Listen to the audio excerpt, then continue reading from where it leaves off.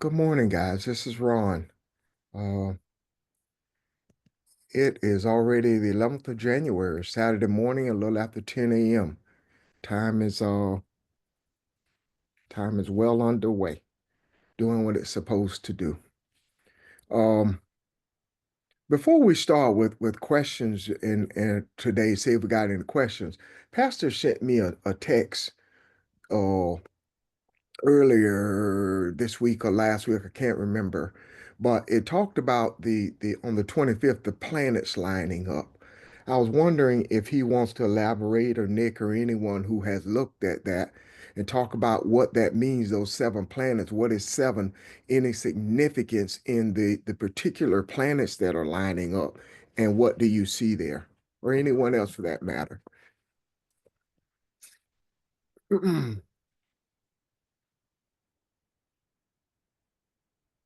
Pastor, you muted? Is anyone else familiar with what Ron was talking about? Thanks, Ron. Yes, sir. Um, no, I hadn't actually known that was happening this month. On the 25th, Yeah. it's supposed to be an alignment of seven planets. Um, and I honestly, I didn't get opportunity to even check it out. And you guys know the reason why. But I think it's interesting, very interesting matter of fact. That is supposed to be happening this month. Um, I, and the number seven is always important. And I look at seven differently than I once did. Seven. I believe that seven, as I've always said, or we've always said anyway, that seven is um, completion for man, for mankind. I believe that seven is speaking to the idea of humanity, a man having reached his highest level in terms of the rudiments of this earth, in religion in particular. And I believe that in doing so, there is something that comes after that. What am I saying? I'm saying that I believe that we we have reached that the number seven. We have reached the highest level of our possibilities in this earth. And when that happens, you begin to search for more. And then what you realize is that you're in the eighth day, or now you're entering an area of one. And that one always represents El. Um, so I believe that when we have gotten to the apex of religion and we are searching for something new, we begin to search for self without knowing it, and we end up where we are now in this area of a spiritual search. Does that make sense? Oh, yes. So, are there any questions before I keep going? So, I have a question. uh-huh. Excuse me. Good morning, family. So when the planets line up, what does that happen in spirit with us spiritually? Because everything we see on out there externally, it has a lot to do with us internally, as above, so below. Everything Did you already explain that, or I missed it? I'm sorry. no, everything that happens in the universe has an effect on us because we are the universe and the universe is us. Um, when I was talking about seven earlier, we have, as long as we travel the journey of man, which is six, we are in search of something in this earth, and we are bound in this earth, meaning that we are seeing with our eyes and not our eye. and that guides us to a state of religion. And when we have reached the highest points of our desires in religion, and we cannot find answers to the question we raise, that's when we begin to search for more and find ourselves. And what we find out is that the energy of this earth realm has its origin in the universe, and that the universe, it is from the universe that we came, and the elements of the universe are present in us. Therefore, whether our planets line up, or there's an eclipse, or the moon is closer to the earth than it usually is, all of that has an effect on us. And the us of whom I speak are all of the inhabitants of this earth, even if you don't know it's having an effect. However, if you are searching for your spiritual essence, then you respond to the effect that it has. And that response is sometimes we are unaware of that response. We begin to see things differently, or we began to receive rather a deeper understanding of the aspects of creation, the aspects of spirituality.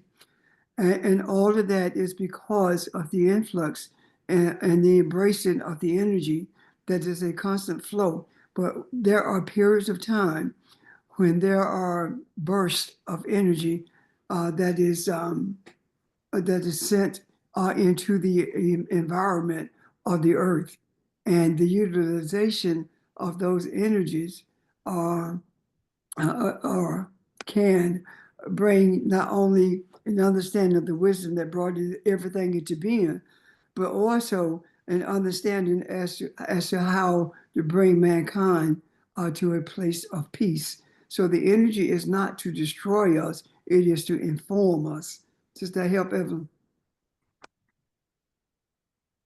Yes, sir. And it, excuse me. So it's up to us on how we absorb that energy. If No. we're on a high vibration, no.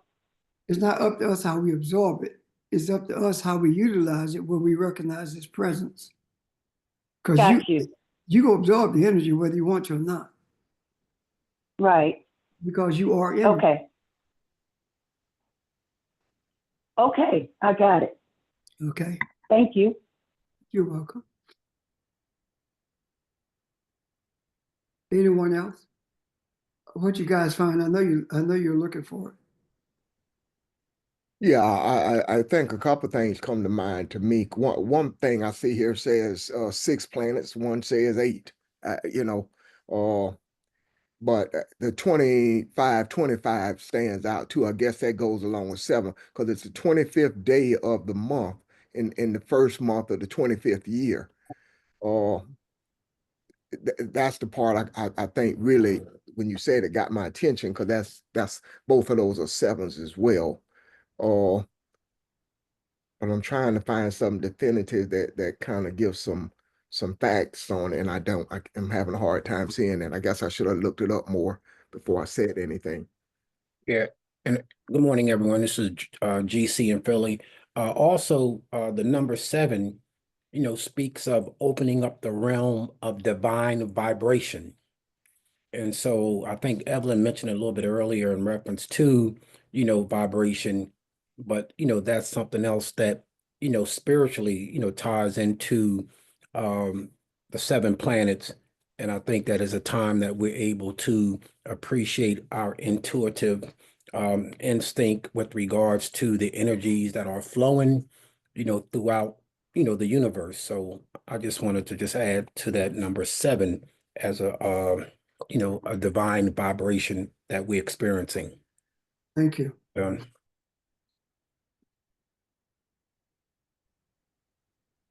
I just looked it up a little bit. I think some of the planets are not necessarily visible in the sky all at once, though they are there. But yeah, I saw some things saying 6 and 8 and stuff like that. But I think the difference is in the whether or not it's visible all at once in the night sky.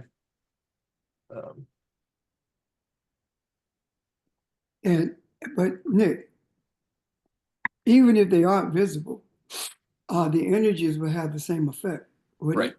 Yeah, no difference. Is there any significance to what is Saturday? That's also named after a planet, right? Is there any significance that this is happening on a Saturday?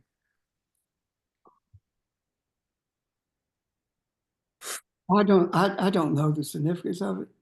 I really don't.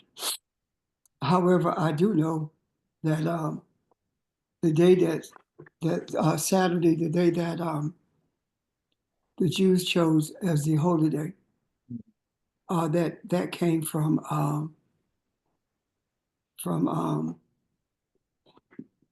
Kemet, the last day of the week. It came from Kemet because the last day of the week is a preparation for the coming week. If that makes sense. Ron, I think it has something to do with the planet Saturn as well. Saturday, Yeah. Saturn. Yes, Saturday is- yeah. I agree, Evan. I think that's what the day was named after, and I'm just It wondering. is. It is. Yeah, Now, as far as it being named Saturn or Saturday, with Kemet, with the Kemites, that I don't know. But I do know that the end of the week was the period when everyone took a repose to remind themselves of who they are and what their origin is. yeah. Saturday is named after either one of the Greek or Roman gods. But I also know that the pantheon of gods in Kemet were also associated with various planets, but I don't know the details of that, which is why I wasn't really going to mention it because I don't really know the whole story. But before they were associated with Roman gods, they were associated with the Kemetan pantheon. So understanding the full spiritual implication might be better if we understood a little more of that. I agree with you. Understand the relationship between Kemet and the planets in relationship to the gods. Okay. I agree that we do need to look more into that. However, I also know that the Greeks, when the Greeks and the Romans dealt with or the universe and the planetary bodies, they got all of that from Kemet anyway. They just didn't have a depth of understanding of it. It is said that there were that was it. I think it was what's the guy name who are the Greeks say is the father of medicine?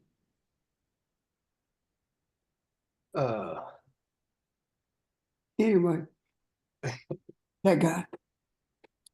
It is said that it took him 15 years of begging before they would let him enter the schools of learning. 15 years before they allowed him to come in. So I guess I'm saying that to say this. They wanted it, but when they got it, they didn't know what to do with it. So I think we do need to look beyond Rome and beyond the Greeks in order to get an understanding. Now you think about that, 15 years just to get in. Why were they so protective of it? Why we talk about sharing our knowledge with everyone. Why were they so protective of the knowledge? Could it be that they knew how dangerous it could be in the wrong hands?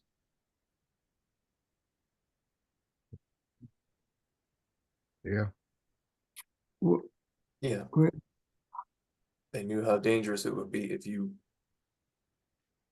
infused it with your own sort of egotistical desires and an immature society or civilization, which is what basically literally everyone were compared to the Egyptians, would not be able to apply it in a positive way. So what you're saying is they knew who they were working with. Yep. And just a little bit more about Saturn, just from what I remember, but in Greek, it's Kronos, and in the Roman deities, it's Saturn, the name Saturn. But it's associated with the time and also like the Reaper, like death, in a sense, because time is the thing that, marches you towards your physical end. But Yeah. to me, it seems like every time you move one step away from the African understanding, it becomes a bit more, whatever it is, it Yeah. becomes more contextualized by negativity. Yeah. So it would make sense to me if the understanding in Kemet of these heavenly bodies and what they are physically manifested to represent was very different from what they came to represent as the understanding moved further away from Africa. Because time in and of itself is not a negative thing as a concept, but it came to sort of represent or be associated with sort of a death of a sort. Saturnalia is the Roman celebration, which honors the deity Saturn. And the symbol of Saturn is also, it looks like a sickle a little bit, which is where I think that comes from. But even I would need to look into that more to see the difference between how it is represented in Kemet versus Europe. Thank you. Thank you.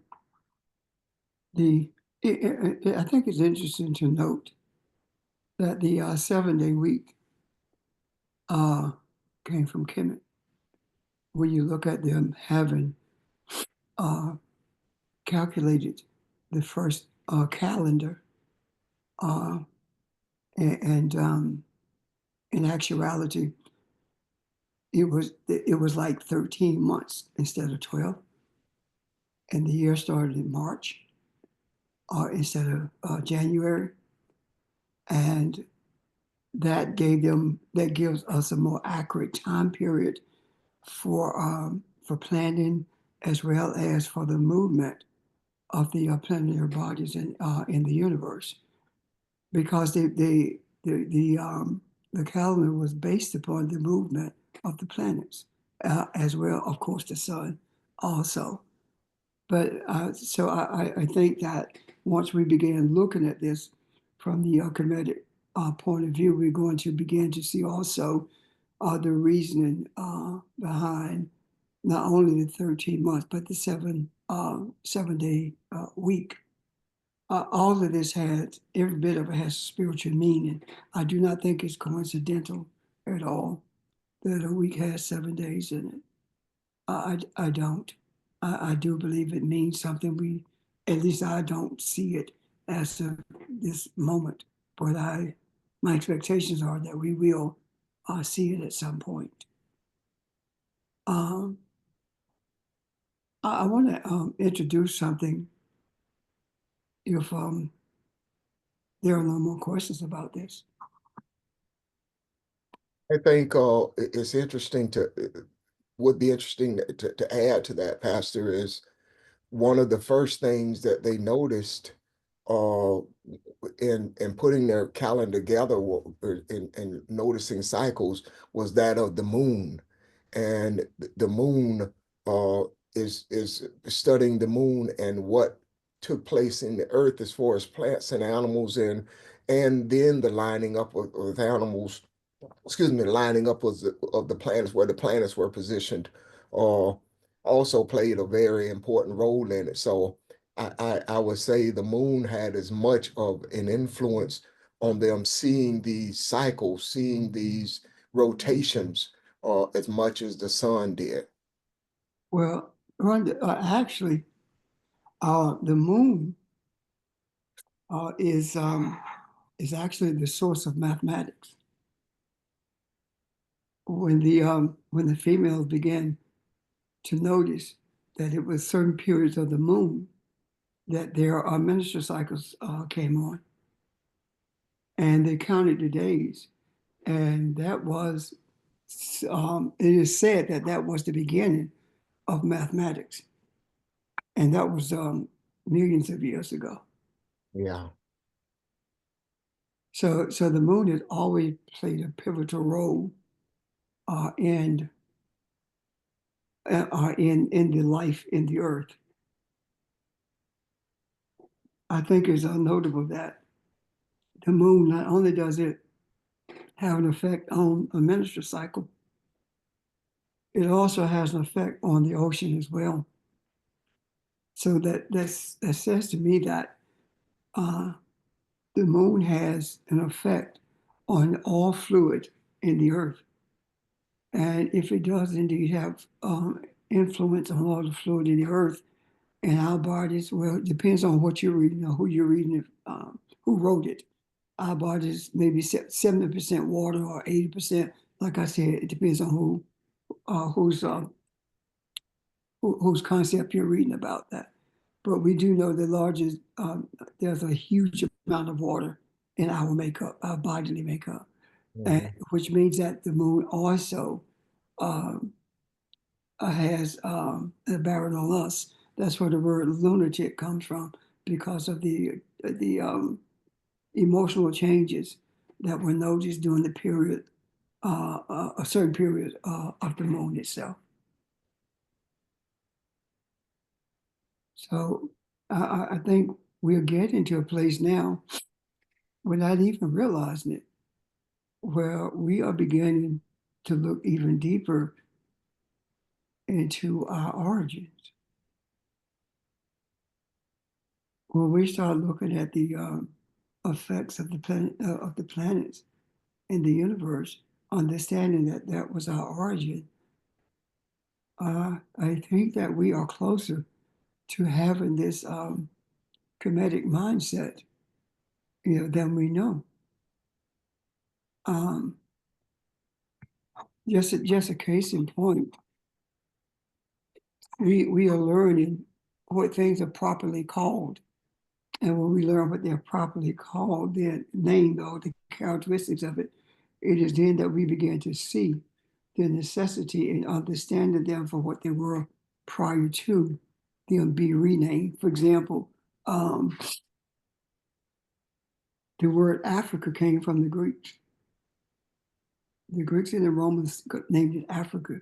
Akebalon is what the people, the inhabitants called it. Akebalon. The and when we began to look at things like that and began to see, another thing is that Egypt came from the Greeks. It was Hakupata, or Kemet is what the area was called, and the Greeks could not say Hakupata, so they called it Egypt. So all of that simply means the land of the blacks are black. Everything that everything that was used to characterize the continent or the inhabitants of the continent meant black. Ethiopia, black.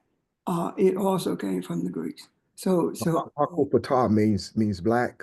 no, Hakupata means Egypt. It's what Egypt came from. It's the Okay, means hill of Egypt. Ptah. Okay. The literal Okay. translation is the hill of Ptah, Gotcha. or the elevation of Ptah. What did they call Earth? Do you know? I don't know. Okay. That shouldn't be too hard to find out. I Okay, guess, yeah. yeah. But I think that is interesting. Now, to go a little bit further into the hill of Ptah, it's not talking about a physical elevated place. It is talking about the place where Ptah is elevated or held in high esteem. It speaks more to that than it does a physical place. Does that make sense? So when we began to look at it from this perspective, let me ask this question, Ron. Was that Yes, something sir. particularly you were going to deal with? There was something I was going to look at, but we go where we go. I mean, if there's something else you want to talk about, let's do that. I want you to actually talk to us about where we are in our mindset. Okay. And it may indeed, whatever it is, it may indeed be a segue into whatever you want to bring to us today. Excuse me. During the course of the week, you guys know that I actually have been at the hospital with Phoebe, actually for the last week. And something came to me. I was communing with the elders, and I saw a light. And what came to me was the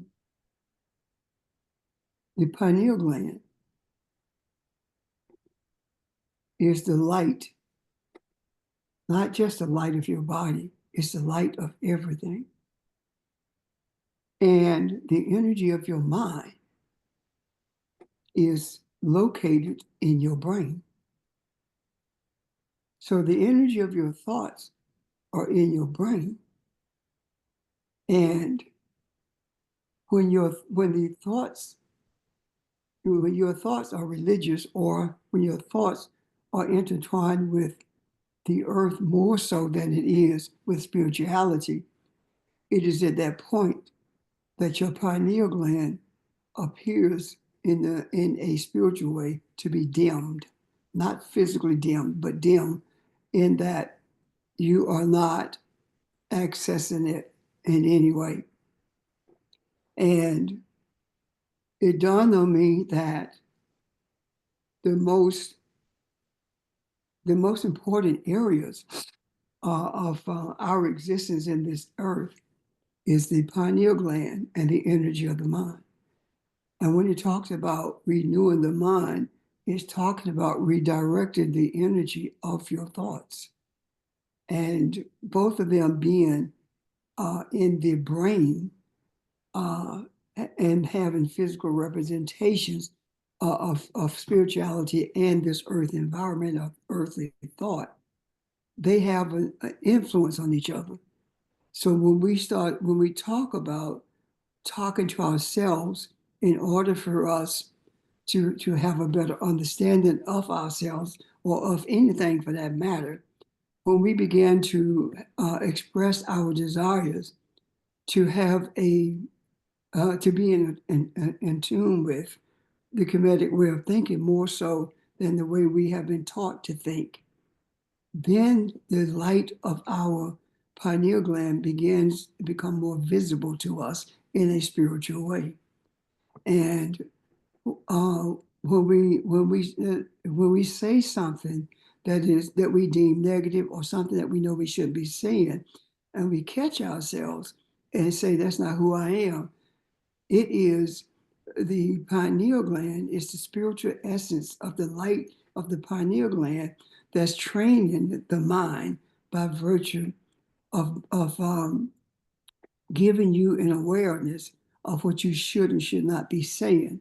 And if you pay any attention to it over a period of time, you will begin to process through spiritual thought, as opposed to processing through the mindset of earth itself, meaning that the mindset of the rudiments of that humanity that men have brought into existence in this earth. And this is when we are able to overcome the shadows of confusion and bring balance into existence. So what I see when I'm talking about that is I see this light, and I see this ball of energy with no really form to it, and the light desiring to form it, but not on is unable to unless there is a desire for it to form that energy into something that is in tune with spirituality. The rest of the body is just carried along for the ride, pretty much. It's simply a house. It's like um, it is just a convenience to move us around this earth. But the primary is the pineal gland as well as the energy in the brain. And if we look at the drawings in Kemet, or for that matter, anywhere from Ethiopia north, what we began to see are pine cones. And those pine cones represent the pineal gland. And that's where the Catholics got it from. That's why that huge pine cone sits in the courtyard of the Vatican, because they understand the pineal gland is something special, but they don't know how to deal with it. So that if that is true, and I know it is, then why is it, um, how is it rather, that we have for so long ignored the pineal gland? I would say that we ignored the gland because we didn't know about it. Yet we did not ignore the actions of it, because there we have been talking to ourselves for quite some time, and we have been telling ourselves, you were wrong and you shouldn't have done that, blah blah blah. That's a conversation between the thoughts in your mind and the pineal gland itself. So where are we now? Our desires to have the thought the thoughts of spirituality from beginnings, and to actualize them in this earth realm has brought us to a place where we have the golden opportunity of processing um, through our pineal gland, as opposed to the education that we have received or the indoctrination we received. Why? Because the difference between the pineal gland and the brain has housed the education that we receive. The pineal gland is the source of our origin, and the source of the origin of everything that exists. And that is one of the reasons that the Tibetans were very, very cautious about who they taught what they knew. And if what we call education is never been a real education, it's been an indoctrination into a European way of thinking. And that was taking place long before um, slavery. Ever since the conquering of Kemet, this forcing us to think the way Europeans think has been the action of what they call education, when in actuality it's indoctrination. And there were four European pharaohs in Egypt before the dynasty ended, and during the time of those four pharaohs, they were able to instill in the inhabitants of Akebalon the mindset that they had in terms of the violence, the greed. All those things were entered into our mindset then, and they grew exponentially as the Europeans began to spread around the world and learn how to make more weapons of mass destruction. And the reason that the Kemites did not want them to understand it is because there was an understanding of atomic energy during the period of the Kemites. And if the truth be told, the engravings on the inside of the temples, there were helicopters, there were planes, there were light bulbs, there was an image of how the machine that they constructed to move to build the pyramid. All of that is present there. The idea of redirecting the Nile River, which had to bring into play the engineering feat. So all of these things were being held from the European mindset because of the dangers, Nick said, that was inherent in those if they got their hands on it. So I say all that to say this. None of this is foreign to us. It's not foreign to us. It's simply buried so deep in us until we have had a struggle and still are having some struggles accessing it. We have the same mindset.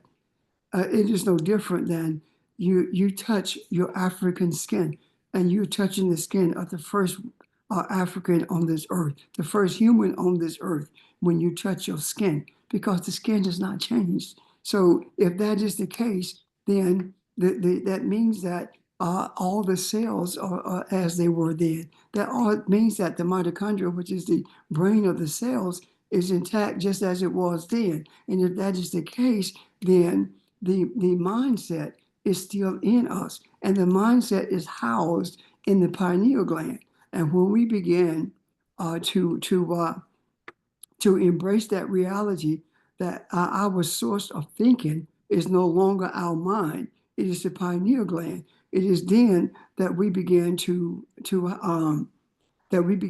began to see more clearly the wisdom of the ancestors, the wisdom of all of the heavenly bodies or the bodies in the universe. And I do believe that that's where we are now. We are not in a place where we're talking about the individual bodies as much as the collective powers that the bodies have that guides us if we will allow them to. I think that it is extremely important to understand that here we are discussing these things at the beginning of this year, and we are doing that as the sun begins to move north through each of the constellations. And each time that happens, there is an influx of energy into the earth. And if we can see the influx of energy being like a starburst in our minds, meaning that the pineal gland lights up even brighter than what it currently is, or brighter than it was prior to the influx of energy. And I'm saying this not only metaphorically, but I'm saying it realistically, because it's a proven fact that light is in the pineal gland and no one knows how it got there. And that light is there for the express purpose of enlightenment and bringing order to the confusion of the energy that's in our minds. I do believe that the creator of everything that is intended for it to be this way, because if we are to be in this earth, in these human bodies, the essence of the spiritual being from which we came, then we have to be able to create. And creating a mindset means that we are to reorder the energy in the brain of all of humanity, and reordering this energy and bringing it to a state where it follows the dictates of the universe itself, as opposed to following the dictates of adversity towards humanity. It is then that we are truly expressing ourselves as the gods in this earth.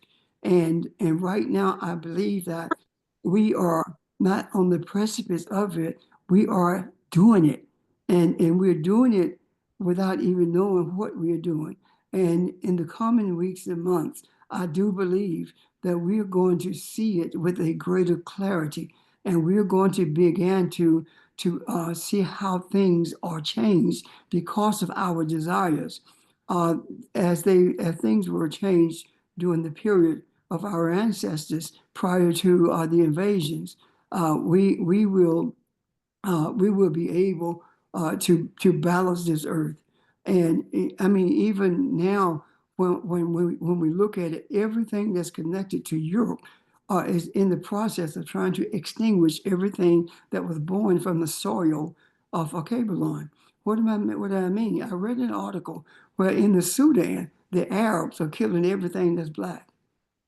Everyone who is darker than them, they are committing genocide against them in the Sudan. And this is not just endemic to the Sudan. This is worldwide. So we have to understand that to extinguish us, it is impossible to extinguish us. However, we are, because that is so, that means that we are here for the express purpose of being the mindset that brings humanity to a place where all of humanity recognizes the deity that brought us into existence, and then began to see that it itself is a deity because it is created in the image and likeness of that deity. And that holds true for those in the earth who are not Africans, who must be created in our image and likeness. And when that happens, the mindsets are different, and all of humanity begins to embrace not only each other but the earth as well. And it begins to the earth itself begins to heal itself, as is being done currently with the ozone layer that had holes in it. It's beginning to heal itself, and they don't understand how or why. Where the why is healing itself is because there is a type of entity standing in the gap between the earth environment and that which is above. And in doing so, the energy of those standing in the gap, that energy is being released, and that energy is bringing into existence the healing of the ozone, so that is indicative of our being able to heal the earth of all of its sorrows and pains as well. I'm done. Does that make sense to you? Yes. Yes. Yes. Nicholas? Yes. Yes. I was gonna say that it's the spiritual instinct to think with the pineal gland first before the rest of mind comes into play. But the reverse of that is the sort of what we would describe as the European mindset, is to think with the sort of the materially focused, intellectually objective, quote unquote, mind, and then ignore everything else. But the thing, as Pastor Richard was saying, that sets everything back into alignment with the Creator, with Spirit, is to think in the correct order, is to allow the transmission and the light that comes through the pineal gland that you experience as your own sort of deep, subtle awareness, to allow that to reorder everything that has been thrown into chaos as a result of the general confusion and ignorance that we exist within in the earth. And as Pastor Richard said, this, like there's the giant pine cone in the Vatican, there's pine cone imagery all over the place, because this is known. And it is used, unfortunately, well, ignored in terms of the message that they deliver, and used by them to their own advantage. But it is a fundamental spiritual principle, and something that when you meditate, when you seek a deeper experience of your own conscious self, that becomes more and more of an active thing, literally physically in your brain, and spiritually, metaphysically, as that transmission, as that light grows stronger and deeper. Thank you.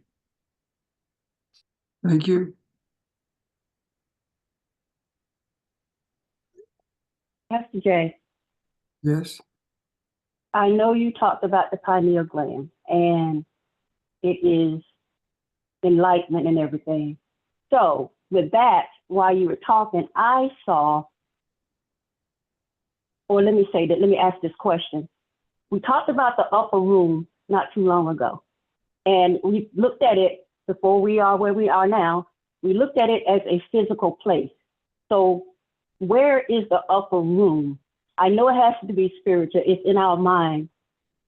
So where is the upper room? Where does the upper room come in play? When we look at the upper room in the scriptures and what we've been taught through religion, it does give us a sense that it was upstairs someplace. However, the upper room in reality rather, is what I just talked about. The upper room is where you go to make a decision. The upper room is your mindset, is your mind, is your brain, where the pineal gland is housed, as well as the energy of your thoughts. That's the upper room. You have a choice. In the upper room, you begin to hear things that you never heard before. You begin to hear that Jesus didn't exist. You begin to hear that the European mindset is detrimental to humanity. You begin to hear things that you never heard or processed before. You begin to hear that 666 in Revelations was put in there in order to continue the lie that Africans are evil. Because 666, 6 protons, 6 neutrons, 6 electrons is carbon, and carbon is foundationally melanin. So 666 is there to say that we are the beast, we are the evil ones.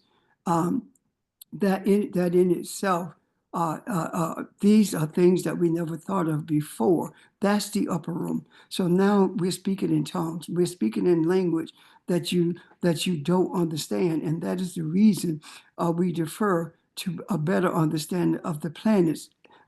Earlier, when Audrey made the statement about getting a better understanding of these planets from the Kemetic perspective before we move forward, that is speaking in tongues. That's a language that we don't understand yet. And when we began to explain it and we began to talk about it, then everyone hears in their own tongue, in their own language. What does that mean? That means that Kathy learns differently than Evelyn, and Evelyn learns differently than Jack, and Jackie learns differently than George, and on and on and on. You hear the same words, but the way you receive and process them are different. You're hearing in your own language. You are in the upper room. And now we realize that we in the upper room is something else I do believe that we need to see as well. And that is we have been in the upper room for quite some time. And we exited the upper room and then realized that we have already moved into the places where we are to bring order, the places where we are to bring closure to the chaos. And we have been ordered out of the upper room in order to do that. And even though things around us look chaotic, they are where they are because if they were not, then we would not be able to do what we are doing because humanity would not be seeking a change. And the desire for change with humanity gives us the opportunity to be in the Judea and to bring and to utilize that energy of desire for change for the purpose of reordering things in the earth. So we not only did we exit the upper room, but there are periods when we re-enter the upper room for the express purpose of bringing understanding to the wisdom that we are being shown. And right now, I do believe that we are in the upper room. When we come together, we are still in that upper room, that space within where we are delineating between the thoughts of this earthly environment and the spiritual realities that we are being shown. Does that help you, Evelyn? Pastor, you make me want to scream. That just that just went straight to my bone and all in my cells. Thank you, thank you, thank you. Question answered. Thank you, sir. You're welcome, ma'am. Thank you. Any other questions or comments? This is for Mel. Good morning. So then, am I correct in saying that the pineal gland is the light of all lights for each of our earthly bodies? It is the light of all lights for us, yes. It's not, it is each, but collective as well. I was speaking with someone earlier in the week and they were talked about how the teachers or how we interact with each other, especially when we're teaching, and how every one of us is a piece to the puzzle. We're not separate, and it's different, but they couldn't put their finger on it. So what I'm saying in essence is this, that the light of the pineal gland for us has merged. And that is the reason why we recognizing that we are one entity, meaning that we teach as one. And that is the reason that right now, if I were to stop talking, if I had to go do something else, someone else would be able to pick up where I leave off and continue to explain and speak to what I'm talking about. And that is simply because we don't see our light as being separate from each other. Our light is one, which means that we are one. Does that make sense? Very much so. To the point that it's through the joining of those lights, not that they're separate. That's how we affect change, right? That's Yeah. how we impact the universe. That's how we respond to the impact of the universe. Okay. Thank you. Yes. Anyone else before I speak about something else? Yes, Pastor. This is Cheryl. I'm moving about this morning, so please forgive me. Um, Over 20 years ago, I was attending a service at my church, and the pastor was a very unusual man who knew the Lord. And as I look back on this experience with you, I see him now for who he was, because I didn't understand. But during the time that I was a member of that church, the Holy Spirit would come through. You could feel it. It was palpable. It was almost like you were wearing it. And during that time, I witnessed people break through. I witnessed people be healed. And he passed away. I have not been in the presence of anybody else who made me believe, made me feel, made me know. And I'm sitting here and I'm crying because I realized what I lost. And I find it again with you all. You just have no idea how much I love you and appreciate and respect you, because for as much as you know, you move on one accord. And it touches me so deeply that I feel the spirit and I feel it so strong. And I just have to stop and say thank you, because I haven't felt this way in over 20 years. You have no idea. Talk about being born again, talk about being rebirthed, talking about how our minds elevate us and how our capabilities. Because I remember during that time knowing that was God. That was God moving through that man to heal the masses. He healed people who didn't go to the church. He healed people who were in the community. And he told everyone, the church was open 7 days a week. He told everyone, you are not going to mistreat anyone. If somebody comes in here and they need help, they need food, whatever they need, you give it to them. You make sure that they have it. And it just touched my heart. And when we had church, no matter whether it was summer or winter, we had people standing outside because there was no more room in the church on either floor. And it just lets me know, it reaffirms how hungry people are for what I'm getting for free. Yeah. So I just have to thank you. I'm sorry for taking so long, but I just have to thank you because I needed for you to know what you bring to my life. So I thank you. Thank you. I appreciate that. I'm sure that all of us does. When we talk about the presence of the Holy Spirit, we are that we are that Spirit. We are the Spirit that's set aside for a purpose. Holy means to be set aside.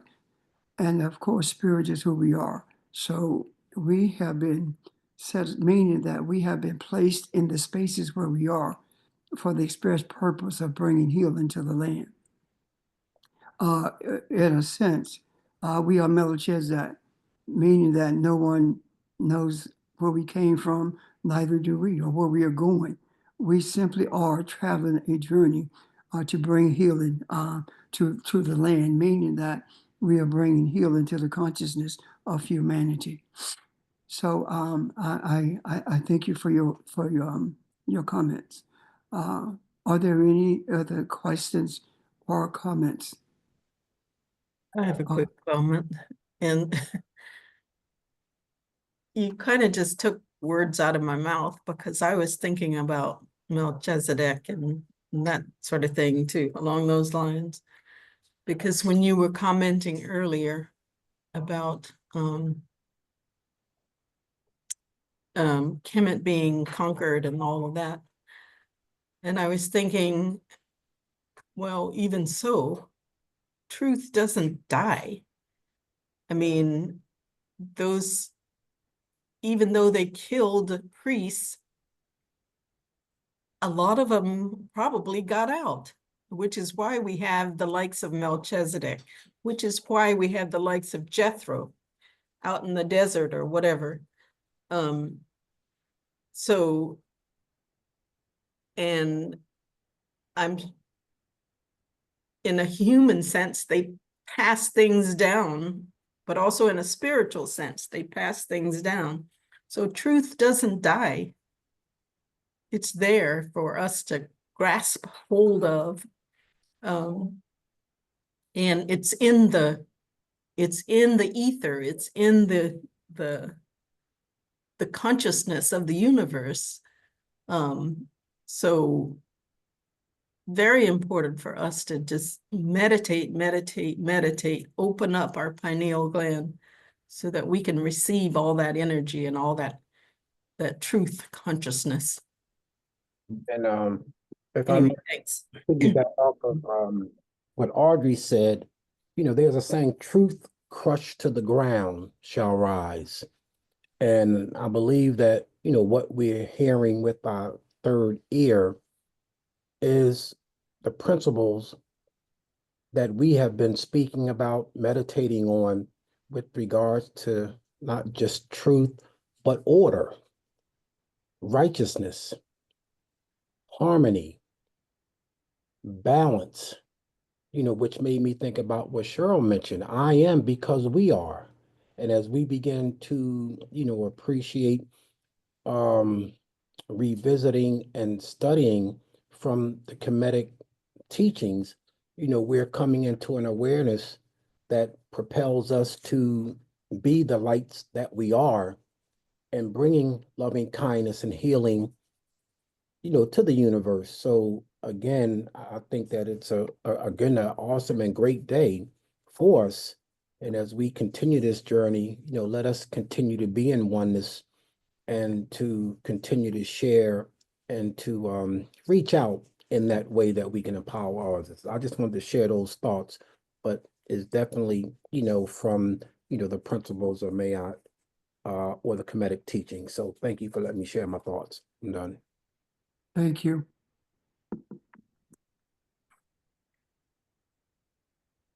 Anyone else? Go ahead, Nick.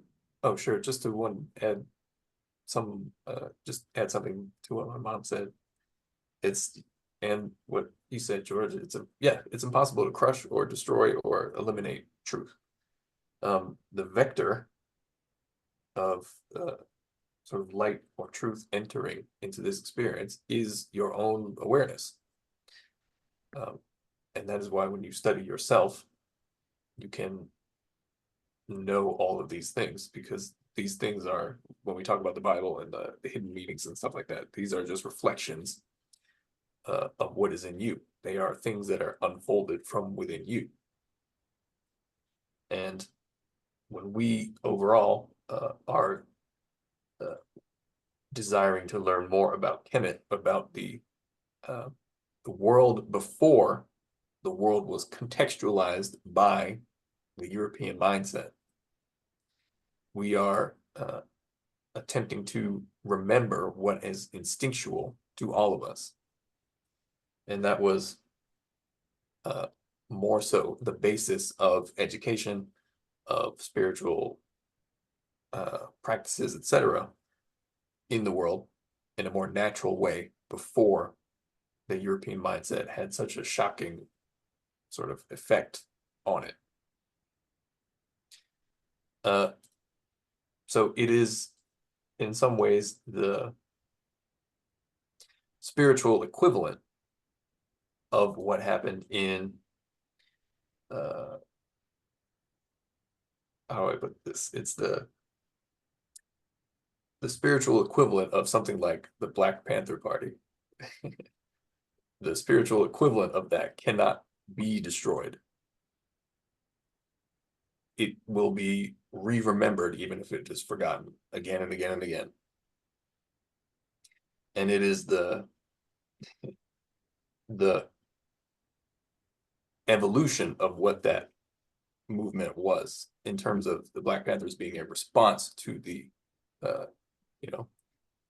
attempted destruction by that European mindset, or coming from that European mindset. This is the re-remembering of the spiritual origin of not only African people, but the spiritual origin of everything at all, is the thing that completely shifts and addresses directly that destructive European mindset, which, unless it is addressed directly, will always keep the same cycle going, regardless of what physical resistance is put up against it. Thank you. Thank you. The truth has always been present. We have been intimidated to the point where we didn't want to hear that truth. We didn't want to search for that truth, because every time we brought up something in reference to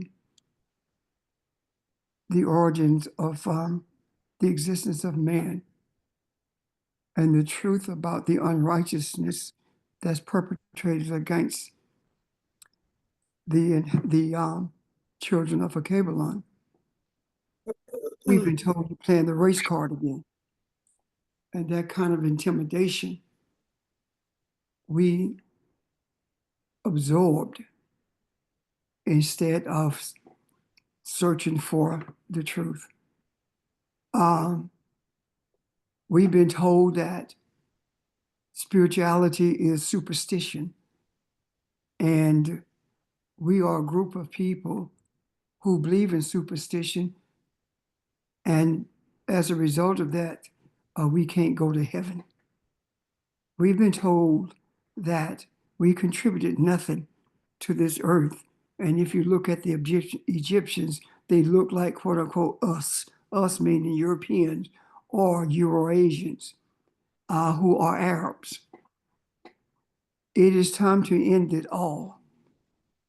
It is time to end all of the intimidations that emanate from Europeans and Eurasians. The most dangerous people on the earth are Arabs and Europeans. And the reason they pose such a danger is because their expressed desire is to rid the earth of people who look like us, with the exception of a few who they can use to work for them in the mines, in extracting precious metals from the earth. It is time for us to address that reality. And It is also time for us to stop whispering when we are in the midst of white folk. If they say something about Trump, they don't whisper. If we are talking about who we are, we need to stop whispering. Whispering is, when you whisper, it means that you have embraced intimidation that's being perpetrated towards you. It also means that you don't believe that you are who you are. It is time for us to realize that not only are we the children of Akabalon, we are Akabalon, because Akabalon is spiritual. That landmass is a consciousness that absorbs the spiritual essence of Akabalon, or Akabalonians, I should say, maybe, I don't know. That land is self-sufficient. That land is a physical manifestation of God. Why do I say it's a physical manifestation of God?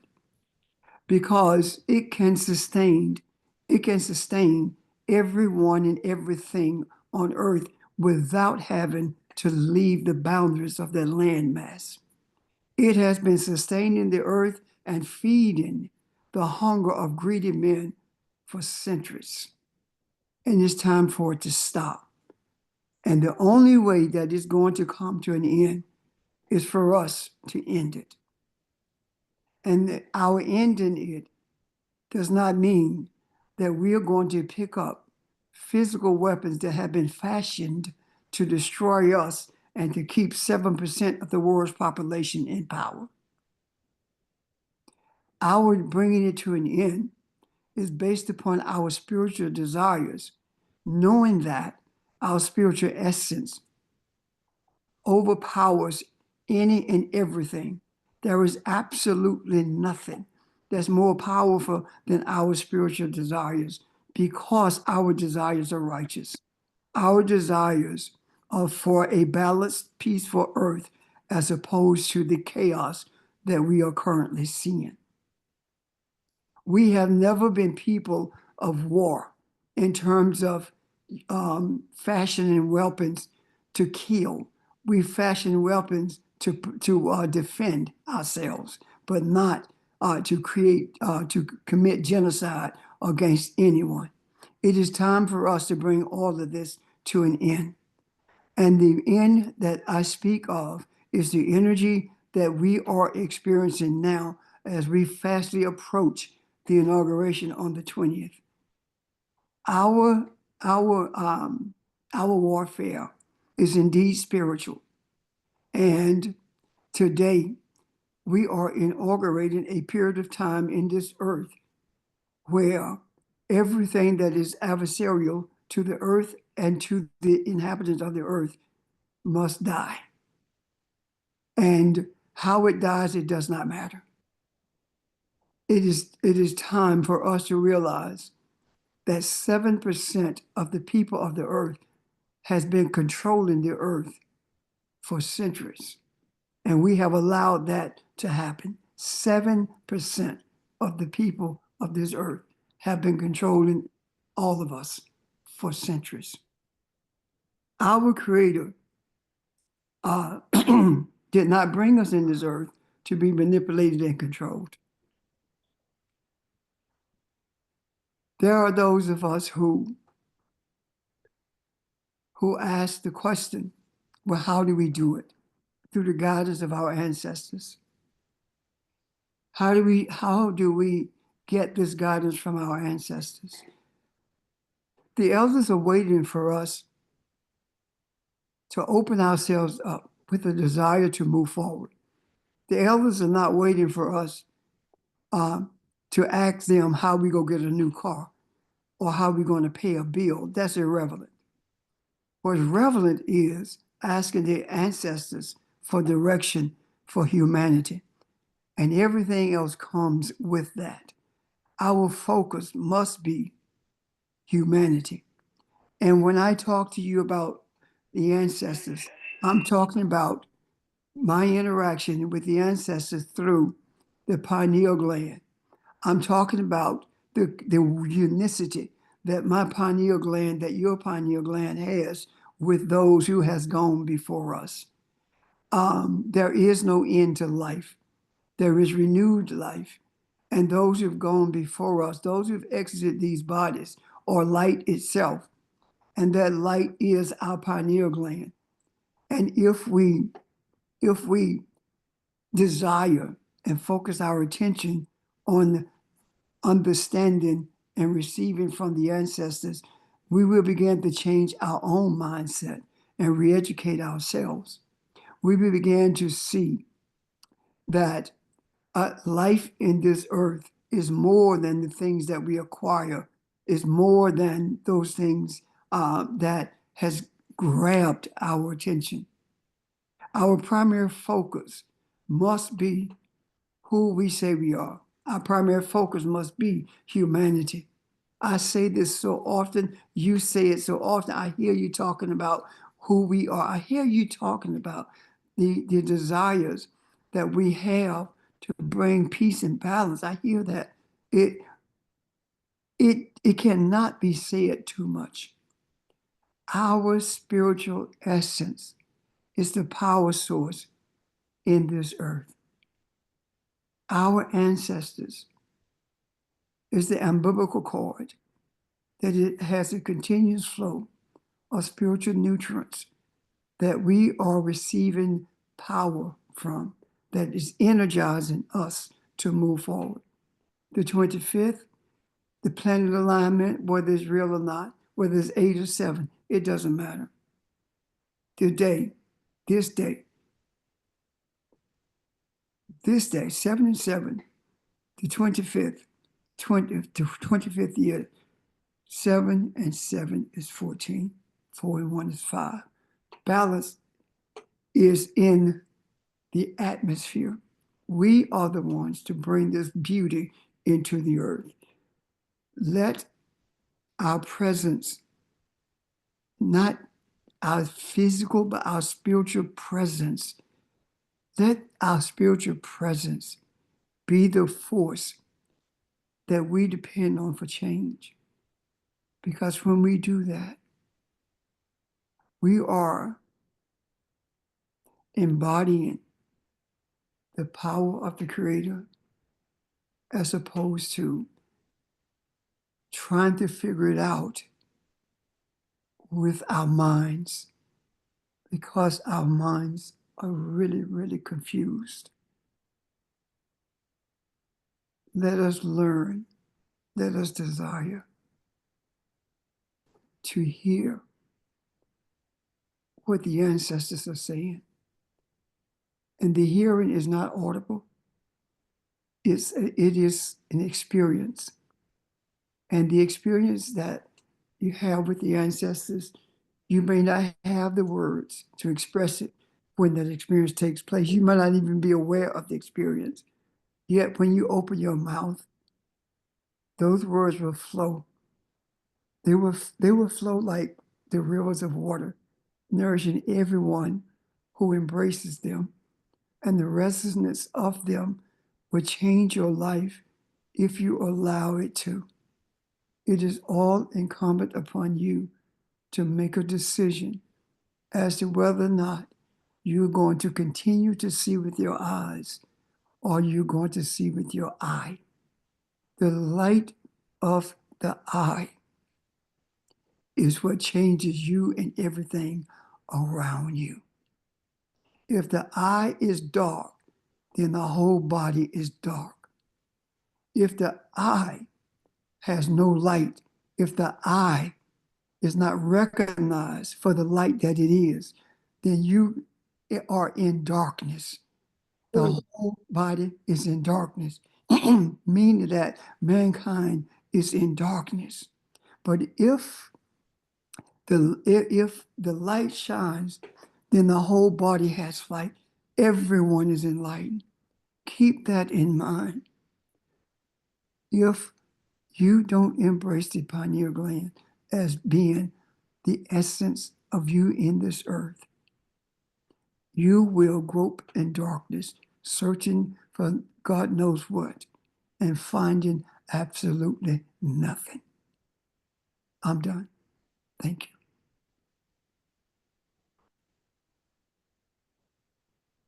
Thank you, sir. sir.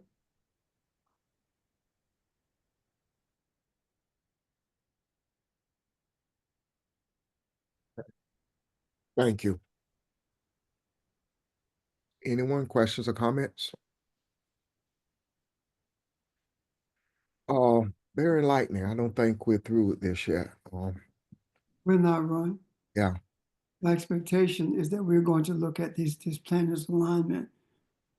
And that probably will be a discussion for tomorrow or Monday, most likely tomorrow. Right, Audrey?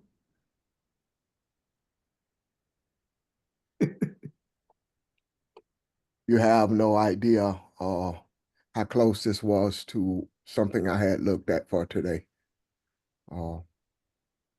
Not in these words, of course, but similar.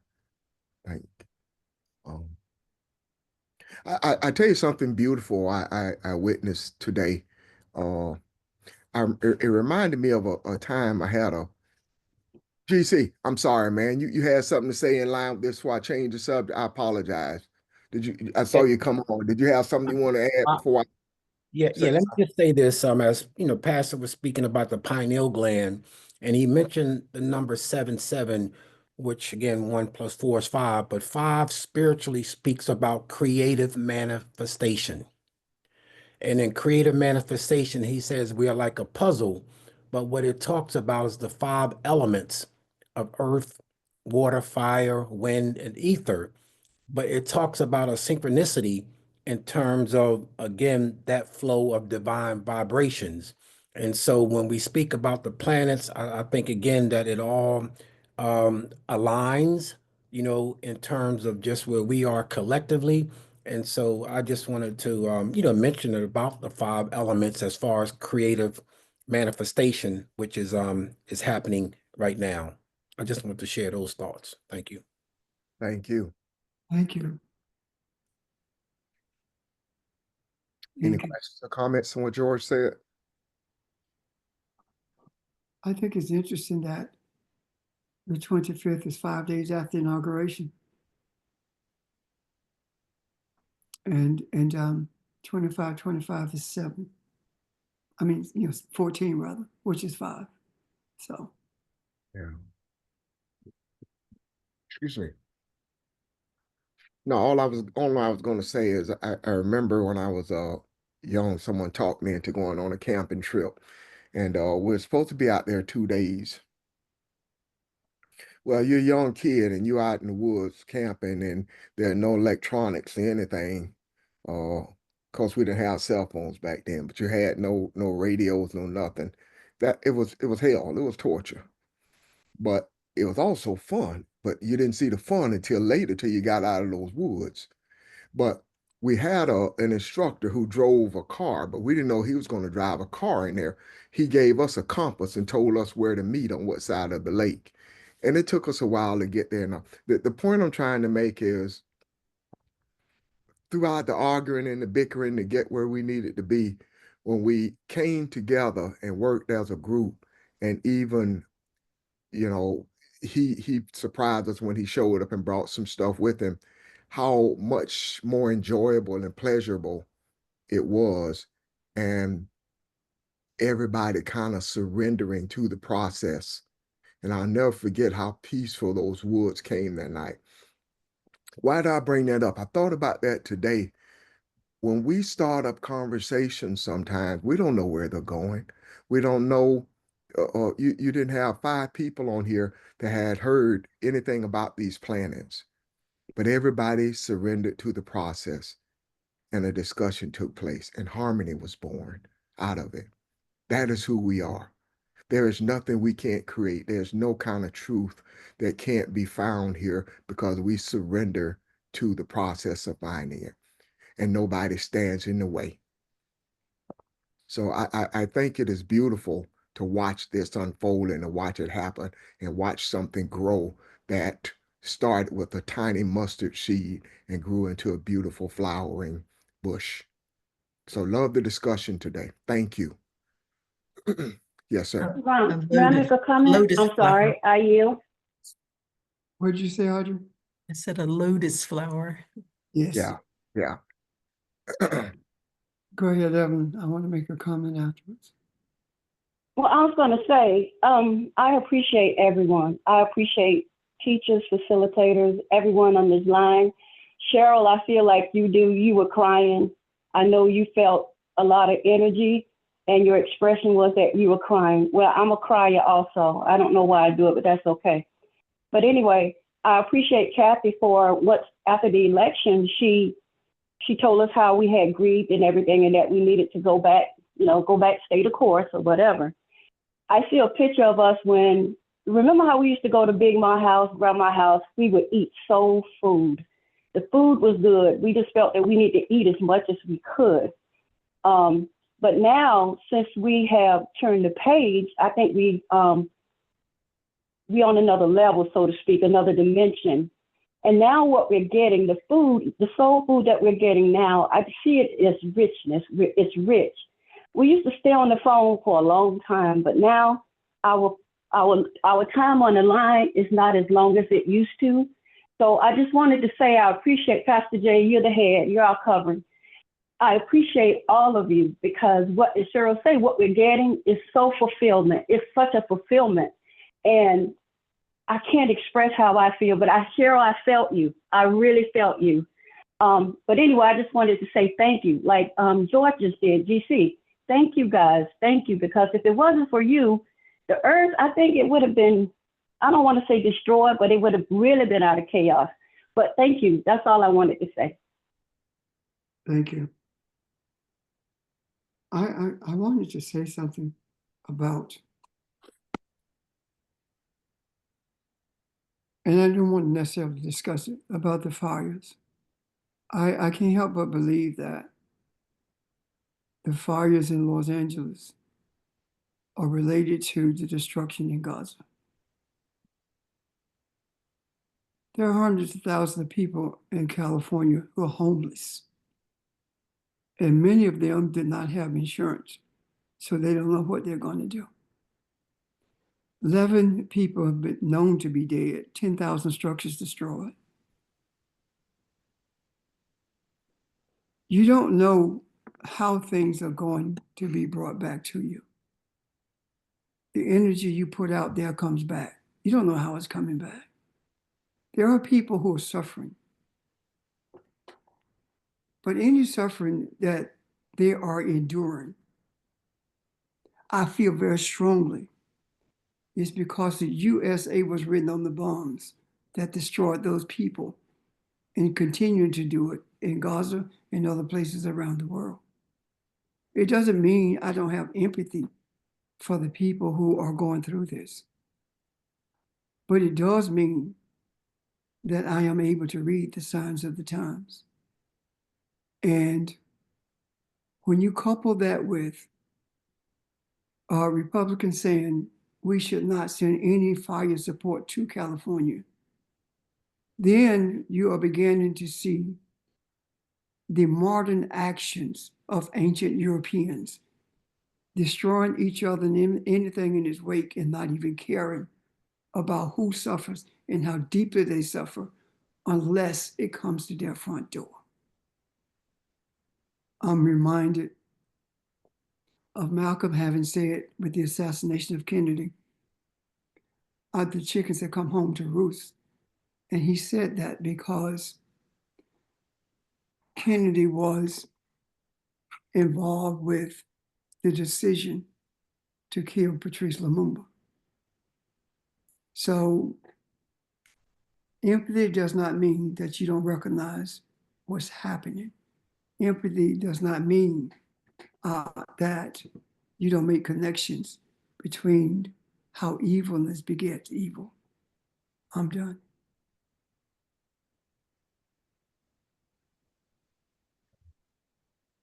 Thank you. And just what I was saying earlier, as everyone else has said, I appreciate your energy. appreciate your thoughts, and even if you don't say anything. And Cheryl, appreciate your tears or anything you offer to this uh, community. Thank you. Have a great day. Look forward to tomorrow morning, and be safe out there if you have to get out on the roads, okay? Have a good day. Thank you. Thank you, Goodbye. everyone. Thank you. Thank you. Bye.